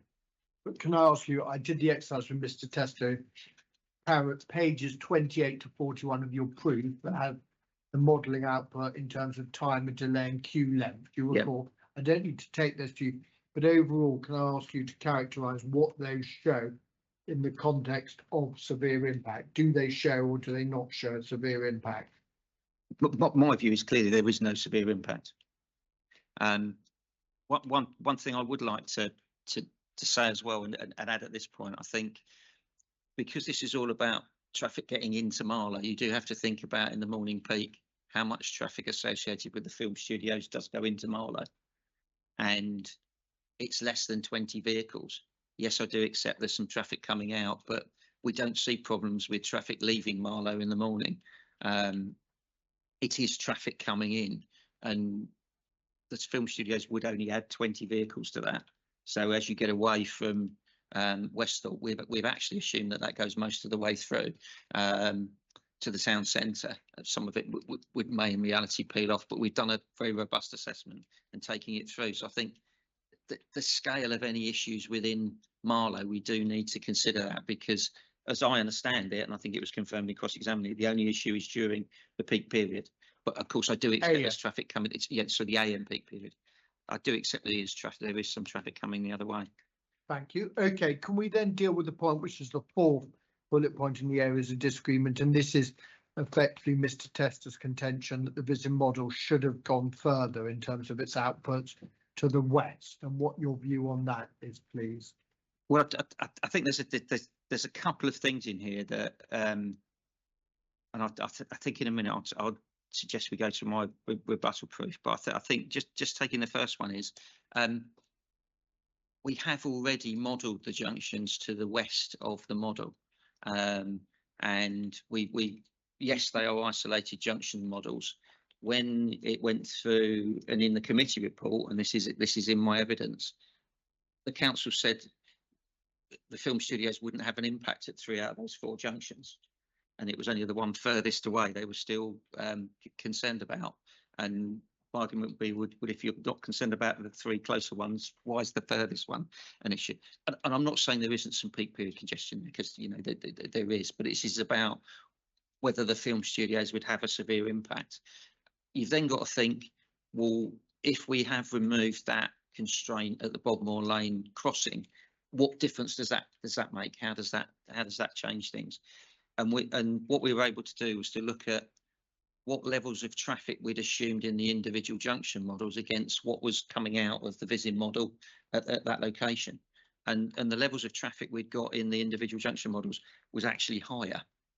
And one of the reasons for that is because you heard the term about latent demand and things like that. Not all the traffic sometimes gets through a model, whereas if we're manually assigning things, we assume that it goes all the way through. So my view is the work we've done already shows there isn't an issue, and it's still the only evidence that's in front of you. the other thing I think I would like to do, because one of the things I did reread this morning was just go to, if we go to my rebuttal evidence, I'd picked up some of the quotes from Atkins Realis, and sorry, I don't know which CD reference this is, but Well, I don't think we need to look at that because you quote it extensively on page 9 of your rebuttal. yes, this is where I wanted to go. Sorry, Yeah. page 9 of my rebuttal. So, and CD 9.10. But I said, I don't think for the purpose of examination chief, we need to look at the horse's mouth. I didn't want to look at everything. I just wanted to pick out one Let's go to specific your thing. page 9 then, thank you. Yeah. Yes, I wasn't proposing to reread everything. I think there was one quote in there under paragraph 3.24 where Atkins Realis actually said, by incorporating the crossing into the Bates and future year models, it will allow a more robust assessment of the MFS development and Westhorpe interchange improvements on the A4155.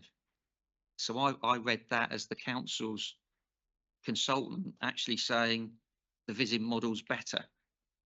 So I'm slightly confused about why the VISIM model's being painted as worse than the previous version. Thank you. Well, let's just summarize. Basically, the allegation is, let's imagine, is it necessary in your view? It is. Whether it is necessary is what the debate is. In your judgment, is it necessary or not for the inspector to have access to the VISIM model extended westwards or not? No. Next point, please. The OMP and the effectiveness. Can I have your view on this matter and the ability of an OMP to control the level of traffic that will enter the site at the PM and AM peak? As I said before, I've got experience of OMPs working, and I would accept they're not at film studios, but they are at similar things when arrival patterns of people can to a degree be controlled. And I've seen them work in reality, that OMPs are working out there. And the other thing is working up and down the country, in particular national highways are very supportive of OMPs because they say while their network might be congested at peak times, at other times there is capacity. So can you use that capacity to then bring economic development forward because you're using it at other times? So they're quite supportive of it. And I've seen it as well with other local highway authorities who've accepted the principle as well, that if you actually limit the amount of traffic coming to a development at your key peak times, because with all of the congestion here we've only talked about is at peak times. And just as an aside, as you drive down the A415 into Marlow, you can tell it's only at peak times because there were speed cameras to control speeds at other times, so which indicates that congestion's not there. Well, let me ask you as a matter of philosophy, how effective is the endorsement in national policy of vision and validate if you endorse a proposition simultaneously that OMPs cannot work or cannot achieve their aims? Well, I think, yeah, the two things in there. One, OMPs work, and then OMPs through that support the vision-led approach. Yes, but I'm asking you about the opposite. I know that's your position, but in your judgment, how do you have a vision-led approach as set out in the NPPF if you take the position that an OMP is ineffectual? Well, you're only, as I said earlier, to me, the way you do the vision and validate is a combination of the OMP and the travel plan. And if you're not accepting the OMP, you're then relying just on the travel plan. Thank you. Let's then please move to the next point, which is let's deal with the northern side, frankly, of Westhorpe interchange and what's proposed for the pedestrians and cyclists, and obviously the debate that largely is around LTM 1 and 20. And I just wanted your view on whether you accept or do not accept the evidence of Mr. Tester that this is frankly a problem that will cause safety issues long in the operation of the film studios. What's your view on that? I think it's already been said. LTM 120 is guidance. It's not a yes no to some degree in the way that bits of the DMRB are, where quite clearly there are design standards to be met. You know, and where departures won't be accepted. So I think, you know, it is guidance. We have to take it as guidance. I think it's very clear in this circumstance that you can have a shared use route, because again, this is in my evidence. It allows for shared use routes will accommodate, you know, flows up to pedestrians of 300 an hour and cyclists of 300 an hour. Even with the film studios in place, you're not going to get anywhere near that in an hour. So I think that capacity side of things, and which obviously affects people's comfort and things like that, will be there anyway. You because of the constraints on the site, you can't achieve a fully a scheme that's fully compliant with the guidance. That's, you know, that's not disputed. But I think you need to take a step back and think, what is the route now, and what are you actually doing with the route? Well, we've already discussed about adding the two crossings, which help you control, you know, give you control in crossing the road. Basically, you can safely cross the road, both the on and off slip. The other two elements of it are, one, either side you've got some fairly steep embankments going down.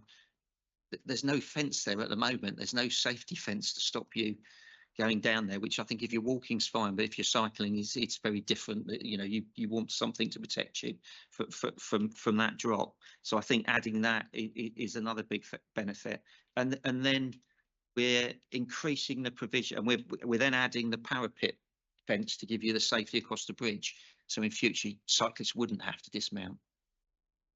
So I think in terms of all that, they are very significant improvements in terms of that route. I also think that, and I've said it already, with the traffic signals coming in, I think vehicle speeds coming around the roundabout will come down a bit because people are going between stop lines. So I think that has an effect. But overall, you know, they are good quality cycle routes within the constraints that are there, because you can't, you know, this development's not going to afford a new bridge over the A404 to be able to widen it out. And we did look at every option possible to maximise this. And I think we've done what we can in the constraints that are there. But it would still be an attractive route, because we've got, with Volvo Bridge, which I know we'll come to, you've got two routes over the A404 that aren't that far apart, particularly if you're cycling. You've got one where you could go at grade if you want to, and one where you could go over. Thank you. Yes, you're right. We've got 4 matters remaining, 3 in the areas of disagreement remaining. We're now on issue 7 of disagreement, the Volvo Bridge, and whether it be safe, suitable and attractive to use. Mr. Dix, please, what's your professional judgment on those 3 factors? I think with you know, the scheme that's come forward is it's a fully compliant scheme in terms of design standards, and more importantly than that, it's fully DDA compliant. So that means anybody with any form of mobility impairment can use the bridge. Mothers with pushchairs and prams can use the bridge. Cyclists can use the bridge, or carers, I should say. I'm told off for that. I could push my grandson over there in his pushchair. That's all right. That's showing my age, isn't it? That's broken my slide for a minute. No, don't worry. All of that comes through. As a consequence of that, though, to be DDA compliant, you do need the length of the ramps. It's a fact. You need to get people to a height to get them safely over the road. So you need to make those ramps not just the right gradient, but you need to have some flat areas in there for people to rest, etc. The fact that able-bodied people, it might take them a minute more on both sides of it, I don't see that as a trade-off for the inclusivity of it being there for all.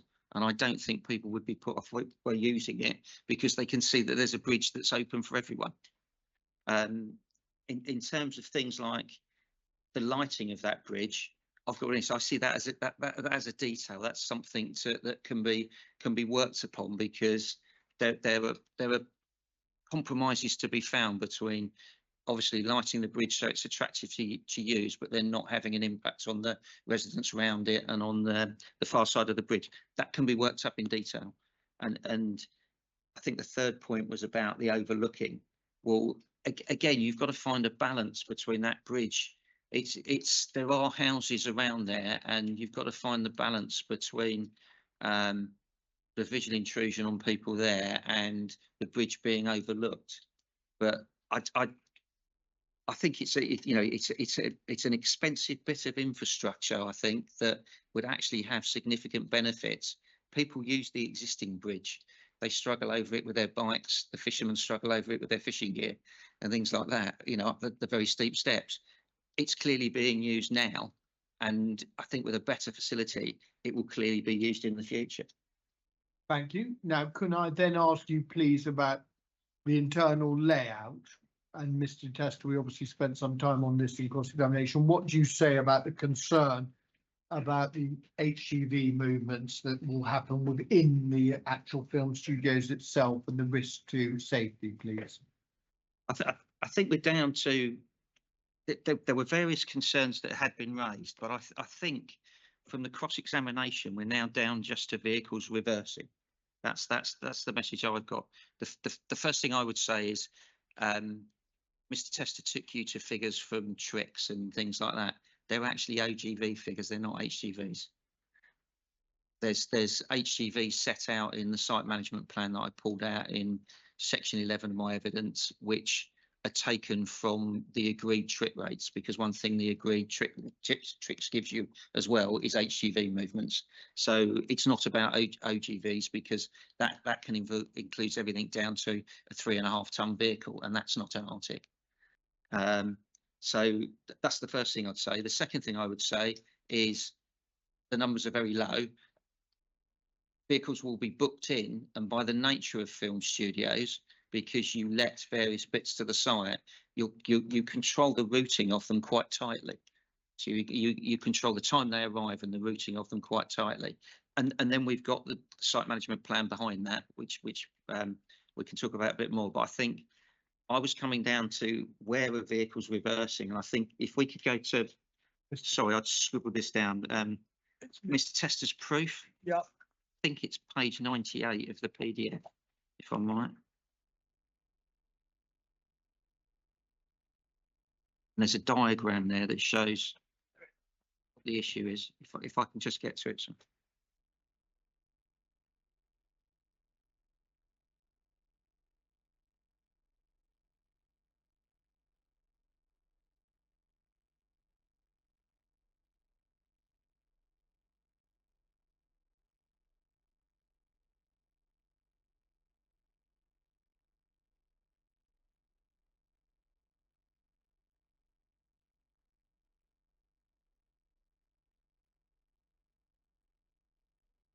So I think you can see there the issue seems to me to have come down to the 4 sound stages in the northeast corner of the site, where there are cul-de-sacs. So through the DAS, and I think the presentation that Mr. Pryor gave to you a month ago, I'm sure you remember every word. There's in the DAS anyway, there's a routing plan that shows the routing around the site. So it shows what roads are one way, what roads are 2 way. So you can see how HGVs get around the site. So we're down to these very few issues. Now, I think, one thing, there are requirements of the sound stages where the doors are and things like that on them. So we've got to take that into account. And they are at the end of these cul-de-sacs. Well, they're not in the middle of the site, and to control an HGV going down to these when it needs to, I think we're not talking about a big operation to shut off that cul-de-sac, and it could be, and I believe I wasn't there, but I believe, man, you saw the other day lorries driving in the sound stages at one of the studios. Is that right? That's what I was told. Or driving up to the doors, even if you weren't. Sometimes they drive up to the doors and unload outside. Sometimes they I did see lorries on the unit base. I wasn't there, so. But I don't. Did we see lorries moving around? Did we? Yeah, I think. Yeah, possibly. You talked about Pinewood. Yeah. No. Oh, you mean at Shinfield when we were walking back up towards the? Yes, I do. Yeah, because there was a crane. There was a I remember now. Thank you. That's all right. No, that's all right. No, I wasn't there, was I? So I was. So I think we've got 1, 2, 3, 4, 5 doors, 4 cul-de-sacs.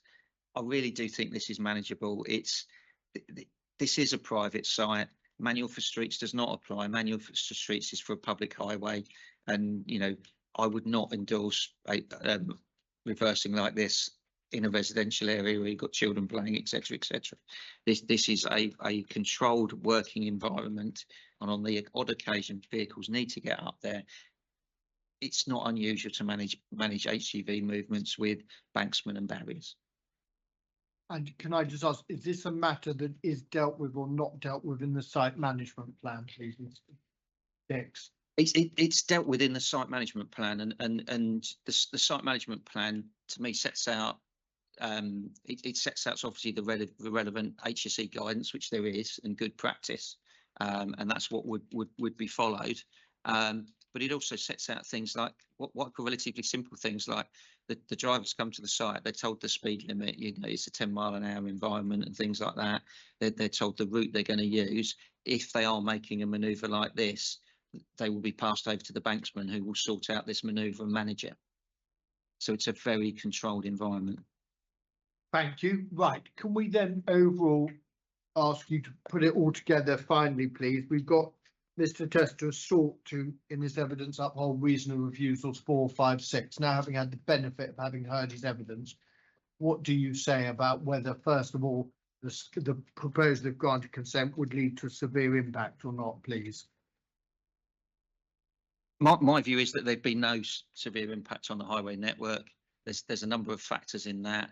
We've already discussed the location of the site, just how close we are to the SRN, and then we've discussed the matters around the site access roundabout and Westhorpe interchange, which are covered in the VISIM model. And then we've discussed the junctions further west than that.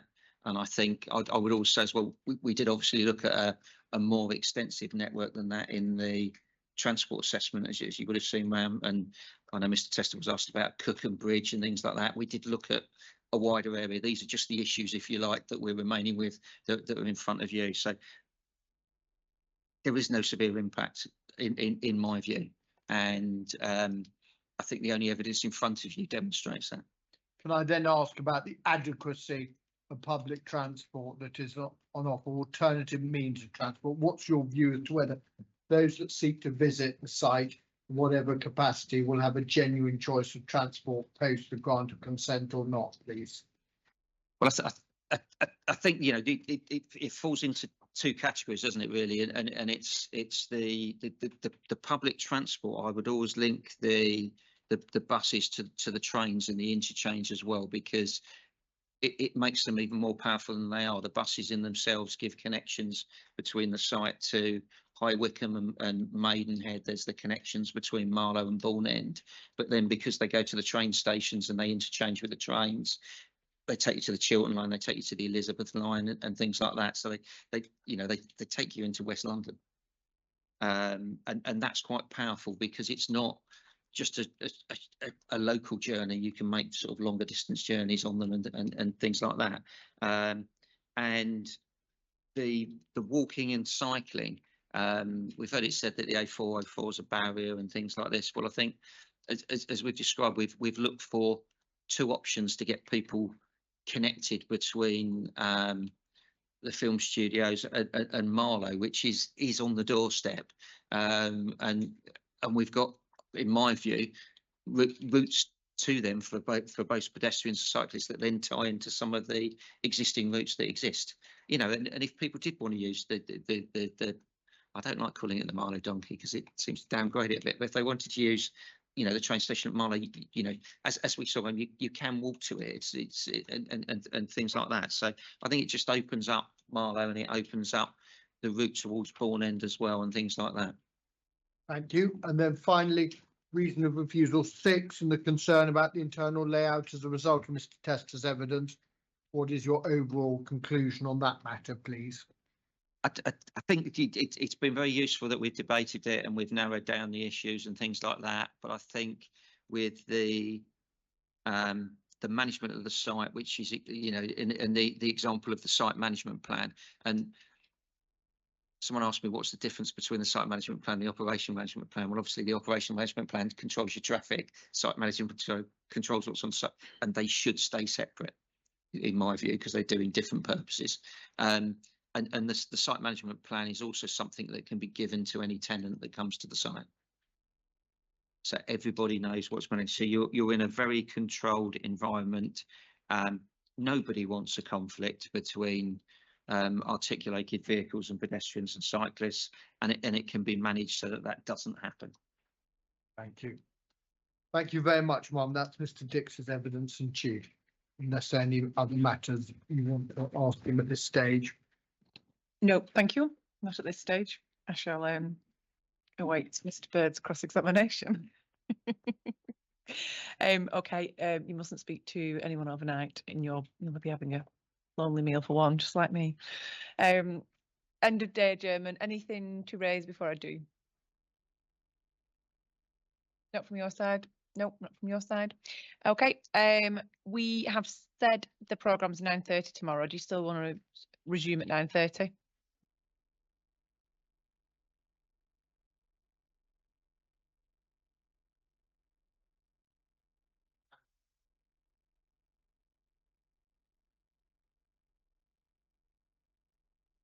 Mm-hmm. Mr. Byrne and I had a conversation. I think in view of what we've got remaining, finish Mr. Dick, Mr. Fanning and Mr. Sensible. My view would be we're very comfortable, considering we've got 2 and a bit days to do that. I mean, I think Mr. Byrne and I both think, well, certainly I think my cross-examination, Mr. Fanning at 3 hours is very high. I would take it on the 2 hours, even 1 hour and a half. Okay, should we start at 10 then tomorrow? Okay, right, we are adjourned until tomorrow morning at 10 AM. Thank you very much.